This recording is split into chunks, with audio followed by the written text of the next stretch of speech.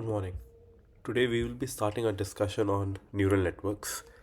Neural networks have been recently very successful and they've become the state of the art in most of the fields. They've now been applied to varieties of application scenarios. One main paradigm change which neural networks brought and which has made them very popular is that earlier days, and this was also similar to one of the questions that we'd given in the assignments, earlier days you'd be given an input. Let's imagine that the input is an image. You would create some features out of that image. For example, it could be the intensity, the number of horizontal lines, the number of vertical lines, the black content, the amount of black content in the image, the amount of white content in the image, the proportion of places where you've written, where you've not written. So you would manually create a bunch of such features, and then you would give these features to a classifier to make the prediction on what specific digit it is. Now, this is very similar to the first assignment that you had done in the course, where you were given a time series data.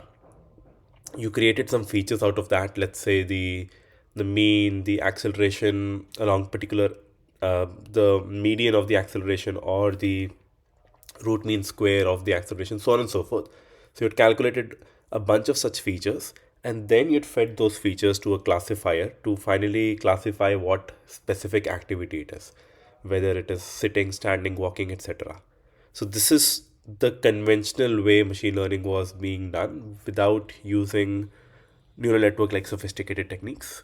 The important thing is you have to handcraft features, and the only trainable part of the entire pipeline was the classifier. It could be random forest or logistic regression, which we've studied in the previous lectures. Whereas with neural networks, what we're saying is that we can start off with the input. We can have the feature extraction pipeline also as a part of this entire neural network pipeline. So we don't have to handcraft manually create those features.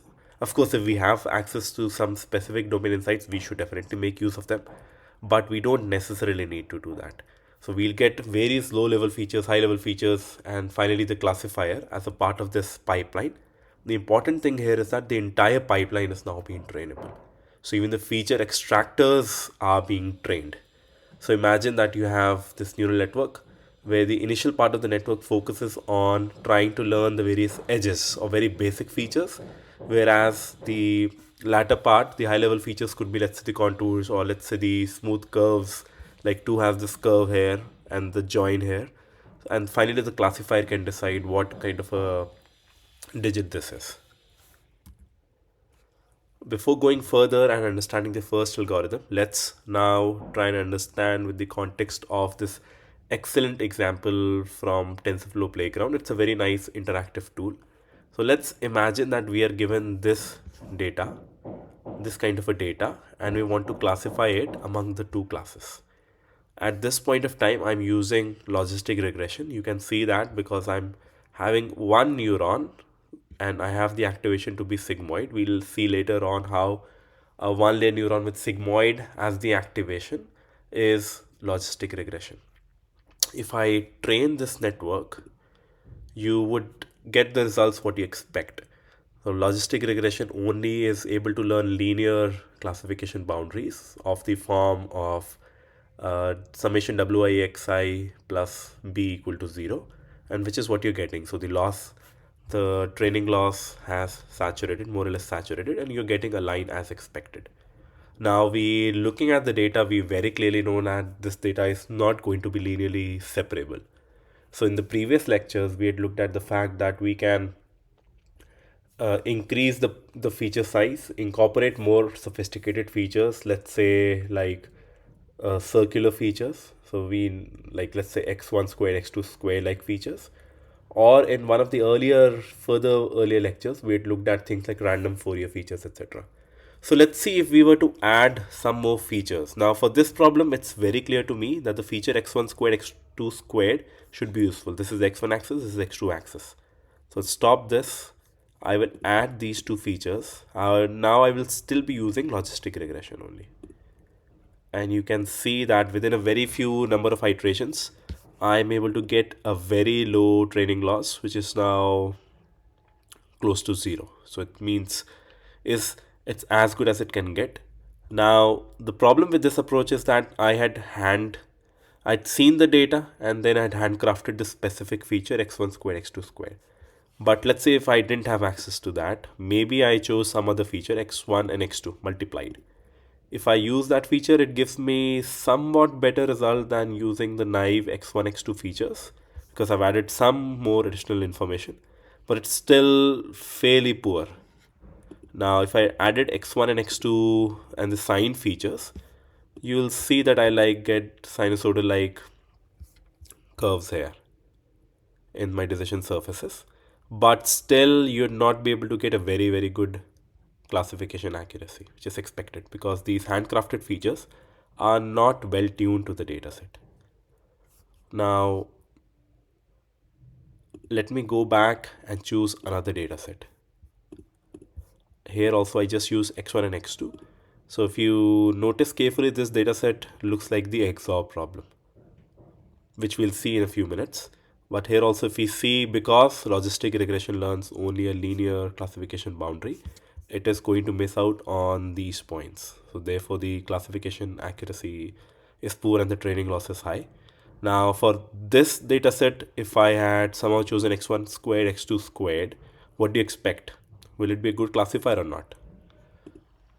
So if we use these two additional features, we can see that thus far the training loss has not gone down really, but it is going to go down very quickly now. And it has learnt some circle, which is as expected. We've given some circular like features x1 squared, x2 squared. It's marginally better than the previous one, but it's still going to get stuck because it can't learn the kind of decision surfaces that we want. If we'd use that sine of x1, sine of x2, we would again not be able to get a very good result.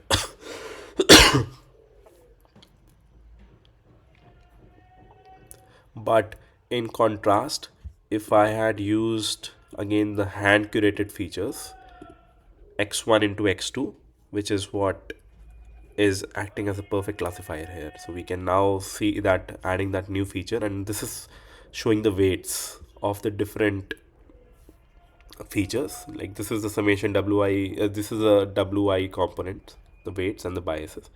We can see that all of the important weight is coming only from one feature, which is x1 into x2, which makes sense. These are almost close to zero.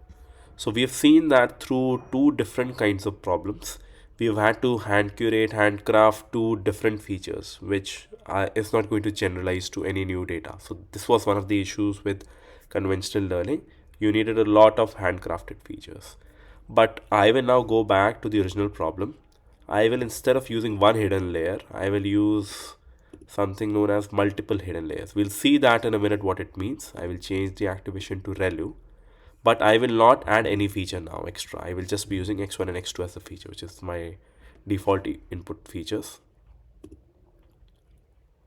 And now you can see that within a few iterations, I'm already much better than what I was previously. Let's see if this network is enough to give me perfect classification or not. Let's try and perhaps increase the complexity of the network slightly.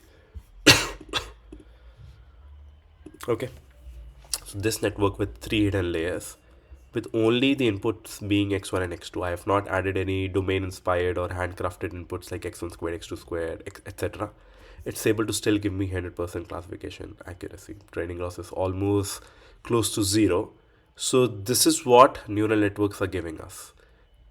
Earlier, I was handcrafting features. I was using a classifier like logistic regression, which meant a single output neuron and an activation like the sigmoid. Whereas now I'm using multiple hidden layers and I'm using simple some other activation. I could have also used sigmoid, but I'm using the same input as given to me. I'm not handcrafting any new feature. If we were to use a different data set, we will again see that it's able to somehow figure out. Now we can also very nicely explore this tool and see the kind of surfaces that are being learned. So at the initial layer, if you notice, it's creating linear like boundaries, a line, a line, a line, and a line. But in the next layer, it's combining some of these lines to create these checkerboard like patterns, which is what we need to solve here. And finally, it has created these checkerboard like patterns. So, this is how we are able to use neural networks to classify much better than just using simple handcrafted features. Now, these are slightly easier data sets. If we use a much more sophisticated data set like this, here also we'll see that the training loss will be much better than if we had just used simple handcrafted features only. Of course, if we have access to more features, like if we have access to more features, we can still plug all of them into a neural network, and maybe they'll reduce the loss even further. In this case, it does turn out to be that way.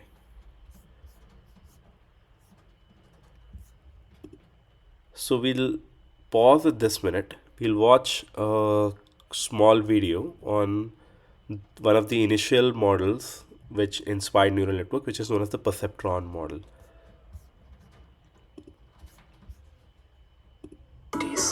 Welcome to the origins of neural networks.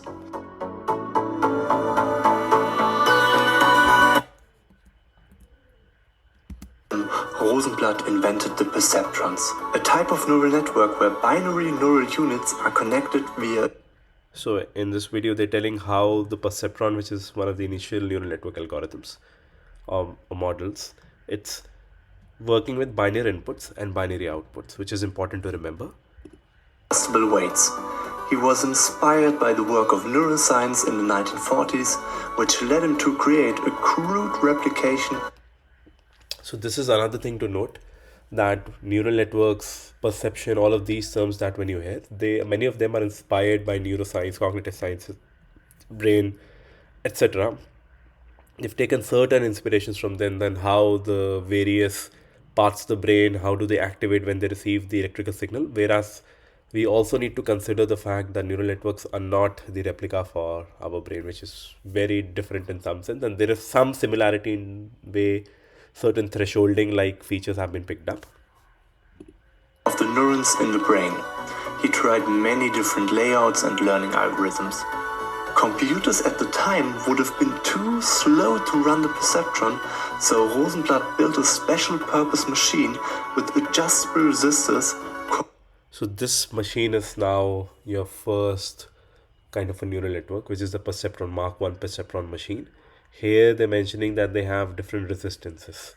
Now, if you vary the resistance, that is similar to how you vary the weights of a neural network or weights of a logistic regression or a linear regression model, because they had now physical components. So therefore, they had to add some kind of a different. If you change the resistance, that changes the voltage, etc. Controlled by little motors. This really is a physical machine. When the neural networks learn. So now you can get a sense of the scale of this machine. And at that point of time, it was solving some very simple problems like binary classification, the kind of problems that you have already solved in your assignments. Hundreds of little motors went on and turned little knobs to make adjustments. The apparatus was able to classify different images of shapes or letters. The New York Times reported the following on the perceptron. The Navy revealed the embryo of Melek. So we again see that these talks of networks being conscious or networks being able to walk, talk, see, etc. All of this discussion is not new. This was there in 1950s and 1960s, etc. But as the technology has evolved, as the research has evolved, we've got some more understanding as to what neural networks are capable or are not capable of. But it's important to understand that people were asking some similar questions even back then. My computer reproduced. 60s, scientists built a few working perceptrons, as these artificial brains were called. He's using it to explore the mysterious problem of how the brain learns. This perceptron is being trained to recognize the difference between males and females. Now, if you look at these images, these are like passport size photographs. This is similar to some of the public data sets that we have in image recognition, like MNIST, which is for classifying digits, or CIFAR for classifying various objects. So It's similar in spirit, and you can see that they're putting it inside a machine which then reads it. It is something that all of us can do easily, but few of us can explain how. And now you can see that what we typically write in code, that y not equal to y hat, or we compute the loss, or we give the labels. So this is how they are giving the labels: man or woman, or wrong or right, etc. A computer to do this would involve working out unusual hairstyles, features and hair outline. 9. The book Perceptrons. So this is now some important history. This is some book which was published called the Perceptrons. Now this is not exactly telling about the successes of perceptrons, but it's telling some of the limitations of perceptrons. Published. It was a harsh critique on Rosenblatt's perceptrons. It demonstrated that the perceptrons sometimes failed even on extremely simple tasks like the XOR problem. So this is where the XOR problem again comes in. So we've already seen the XOR problem here, and we know that the perceptron model will not be able to learn the XOR-like problems. This time they already knew that using multiple layers would be able to fix this problem, but there was no algorithm to train such a network at this time. So important bit of history here, they're mentioning that they knew that if they had access to multiple layers of perceptrons, they would be able to learn a network which can classify datasets like the XOR. But at that point, they did not have algorithms which could work with multiple layers of perceptrons, which could learn the weights of perceptrons across multiple layers. It took 17 years until such an algorithm, now known as backpropagation. If you notice the authors, we have Geoff Hinton, who's the Turing Award winner, as one of the authors of this paper. Devised. Only later on was it discovered that the backpropagation algorithm had been discovered before. Indeed, it turned out that the backpropagation algorithm had been invented before the book was even published. So now, 17 years later, with the invention of the backpropagation algorithm, which allowed neural networks to theoretically approximate any function. So this is now shown as a very important moment in the history of neural networks. How everyone at that point of time had believed that one, you cannot learn functions like XOR, you cannot have multiple layers, there was no specific algorithm. And interestingly, even though the book Perceptrons was written and it was a critique on the limitations, but it was in some other fields, the methods which are used like backpropagation were already invented. They were now used in the specific context of neural networks. Surely a breakthrough was about to happen, but neural networks just didn't really took off in a big way. Why? Find out in the rise of neural networks to be released. So there will be another video which we'll see, which we'll probably see, or I'll just link, which discusses why the neural networks, even though they had now got success, but they were still not very commonly used. It's so some of you who know the history, you may know that it was the SVMs and the random forest like methods and handcrafted features which were very successful in the early 2000s, in the early 2010s also. But it was in 2012 in the ImageNet challenge that a paper from again Geoff Hinton and group called the AlexNet paper or the AlexNet model, which revolutionized deep learning neural networks in some sense, which started beating the other approaches. So there were a bunch of things which changed to make all of this happen. The technology, much of the technology had existed, but some of it was invented recently, which made all of these a possibility. For example, accelerators, hardware accelerators like GPUs became much more common. Second, the availability of datasets increased, like the ImageNet dataset was released. There were other datasets, other people who were working on. Third, the algorithms, like the backpropagation algorithm was needed. People were coming up with better activation functions. People were coming up with faster methods of faster algorithms, faster updates, etc. So all of these three things, better datasets, better algorithm, better hardware, they contributed to the rise of neural networks and perceptrons. Now, having studied the brief history of neural networks, we will go on to the very simple model, which is known as the perceptron, which we discussed that it was developed by Rosenblatt and group in 1960s. It works with binary inputs, binary outputs. So we're trying to learn some simple functions which take in binary inputs, give binary outputs. The idea was that a perceptron would fire, a perceptron would activate if the summation wi is greater than some threshold, like similar to the way they wanted the brain to model the brain. Only if the incoming signal and the processing done on a signal incoming signal is above a certain threshold, then only those specific neurons will fire. So that was the key motivation factor that they took. Now, if we can write this as output equal to y hat equal to 0 if summation wixi less than equal to threshold, or 1 if greater than threshold. Now think for a second if you can write this in any other way. If you thought about that, we can also write this as by adding a bias term to our calculation and write this as our output y hat equal to 0 if summation wixi plus b less than equal to 0, or summation wixi plus b greater than 0, then y hat is 1. So b is now replacing the threshold.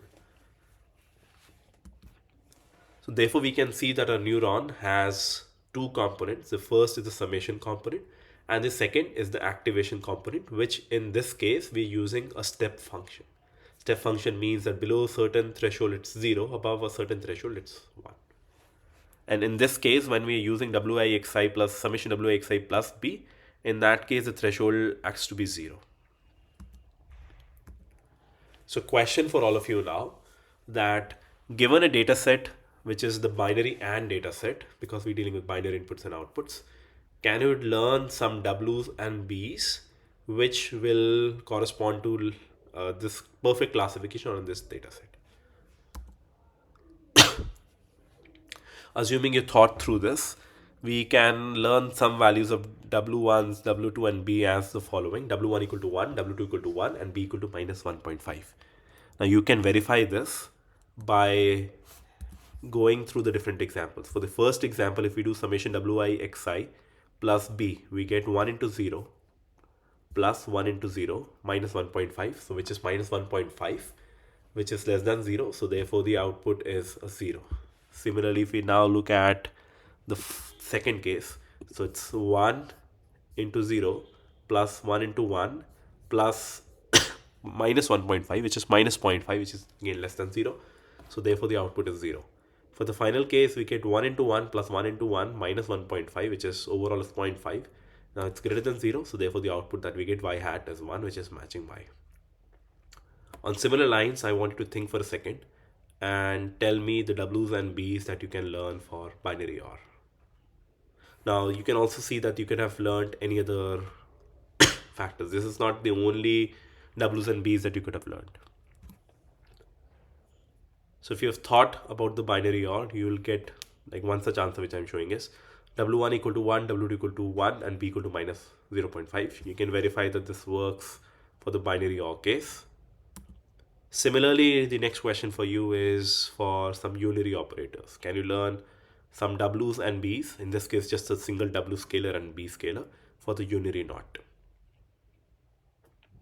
If you've thought this through, you may get some answer like W equal to minus 1 and B equal to 0.5. You can verify.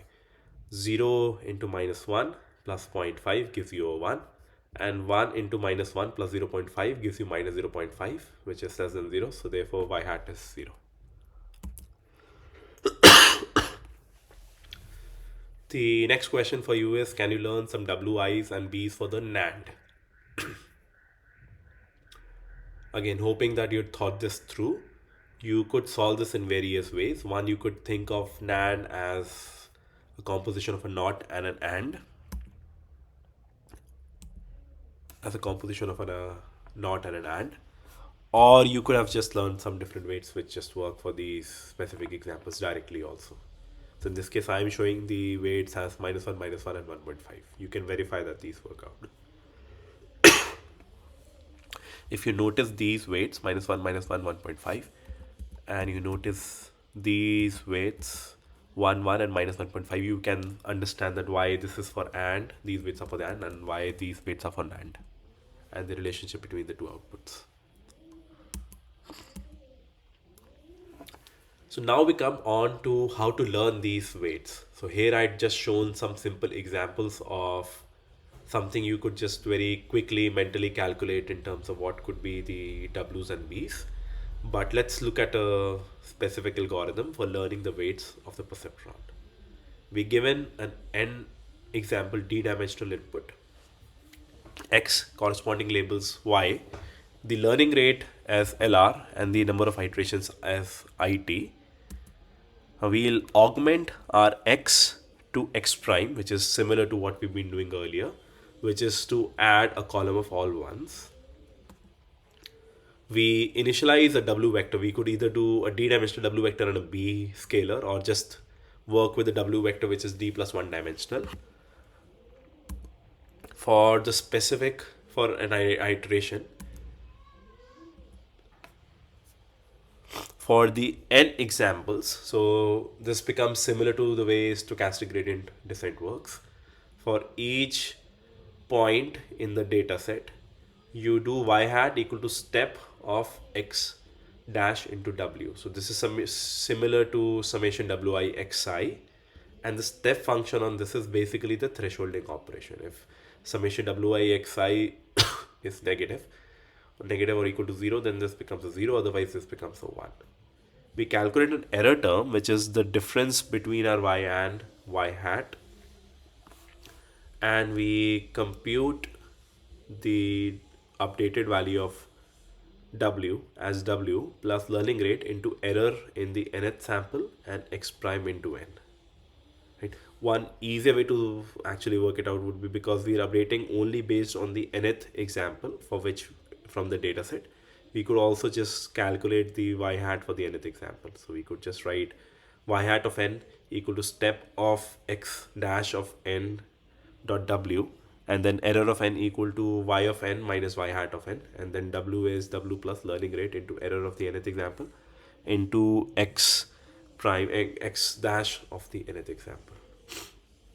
Now if you notice, this looks somewhat similar to stochastic gradient descent that we have for each example. We are updating the weights, and the error term that we have, it acting like the gradient term that we had in stochastic gradient descent. So it's a similar algorithm to that.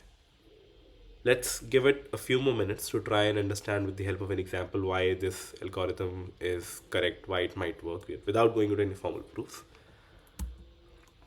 So let's consider that for one example, any specific example, we have x dash of n is equal to 1, 0, 0.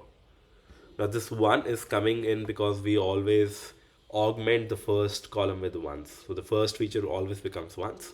The next two features for x are actually 0 and 0. Correspondingly, y is 0 for this data set.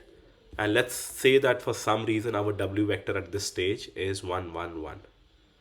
Now, if you remember the operations, we do summation wi xi. So we do 1 into 1 plus 1 into 0 plus 1 into 0. And summation wi xi becomes 1. We pass it through the step function. The output that we get is y hat equal to 1. But y is equal to 0. So therefore, we need to tweak the weights in some way such that we can reduce the error between y and y hat. So the error for the nth example, for this specific example, is 0 minus 1, which is minus 1. Now we can update the weights such as w, new weights for w is the old weights, plus the learning rate into the error into x dash of n for the nth example. If we do this, we'll see that our new w would be now 0.99, 1 and 1. So we can confirm that with the new w, updated w. If we were to again run this example, our error for the nth example will be lower than what it is currently. And you can also see from this example. So all of these terms in x dash are 0. So the only term which is mattering here is this 1.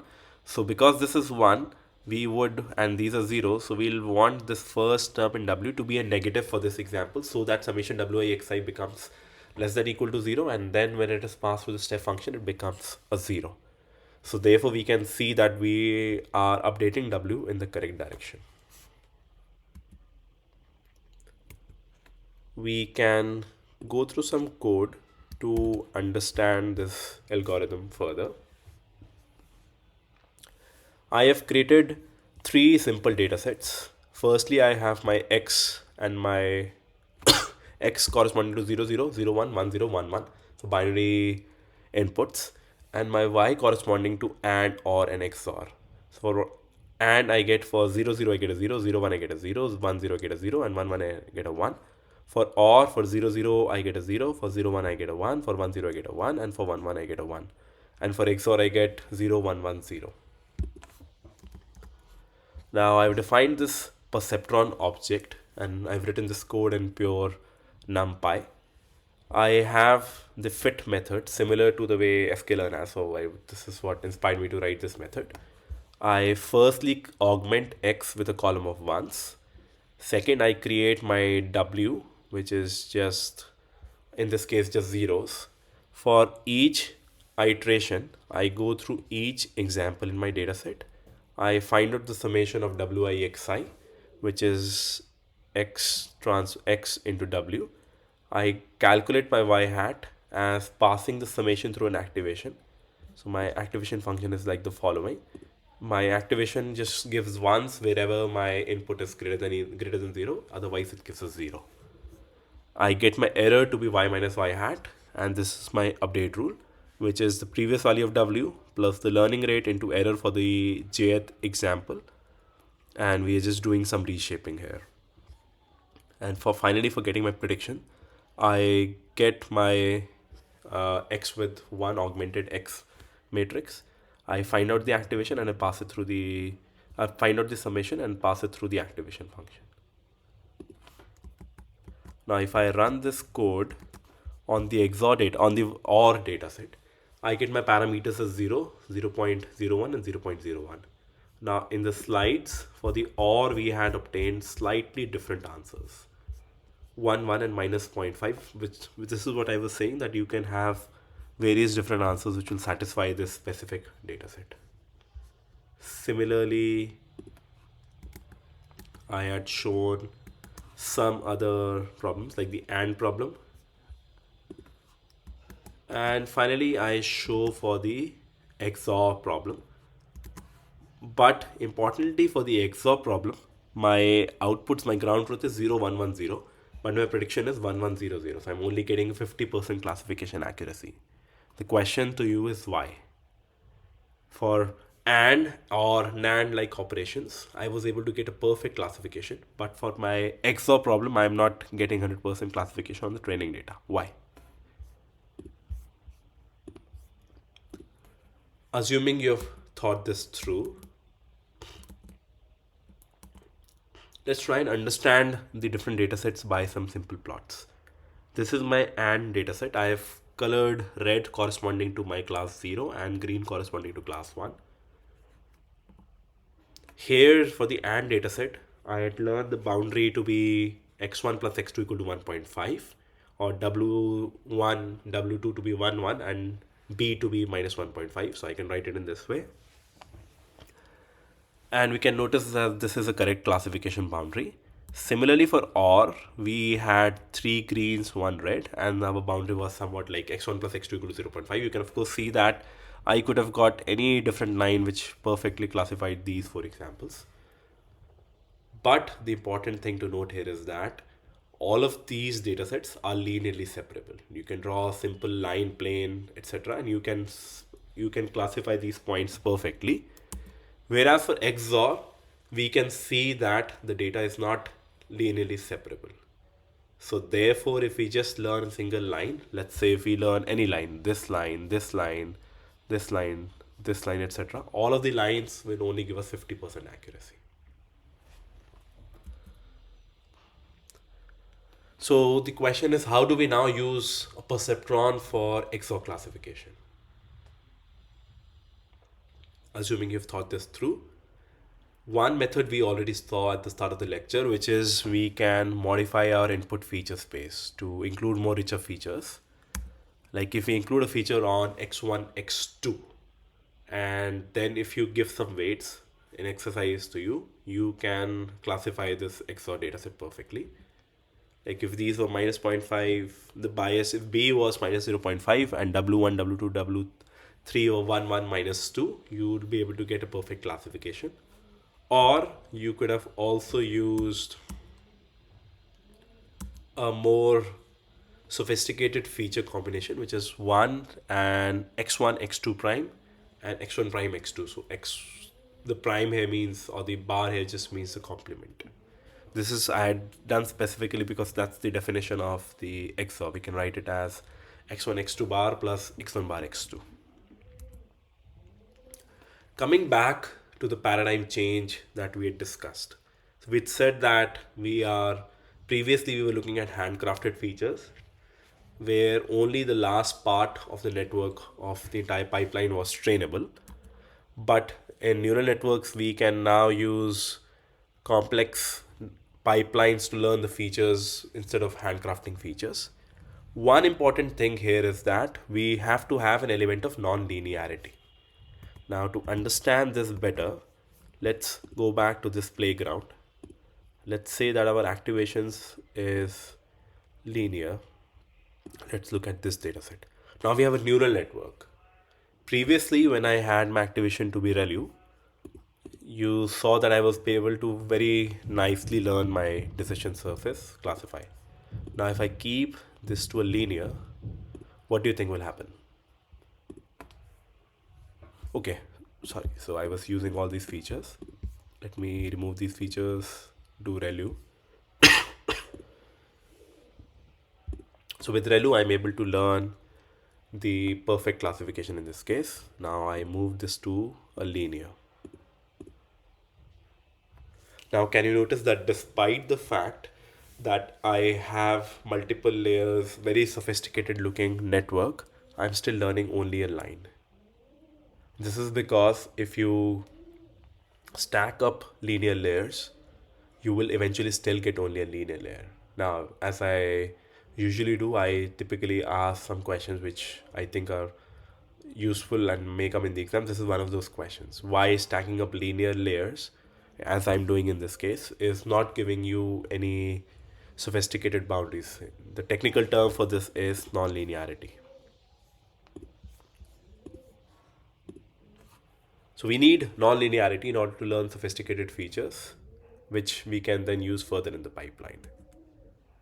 As well as we saw that we need sophisticated algorithms to learn across multiple layers. One such algorithm was the back propagation algorithm, which we commonly use these days. So we've seen that we want to use something as an activation function, which is similar to the step function, but it is differentiable. We've earlier seen one similar example of an activation function when we're discussing logistic regression. So the general framework would be, we have these input features, we have these W's and B's. We first do the summation, which is Z equal to summation Wi xi plus B. And we then use an activation function in order to get our output of y hat, or we pass it further to the network. So we use A equal to G of Z, where G is some non-linear transformation. We've looked at the sigmoid, which is an activation non-linear activation function, which is G of Z equal to 1 over 1 plus e to the power minus Z. We have also seen that if G of Z equal to 1 over 1 plus e to the power minus Z with one neuron, we get logistic regression.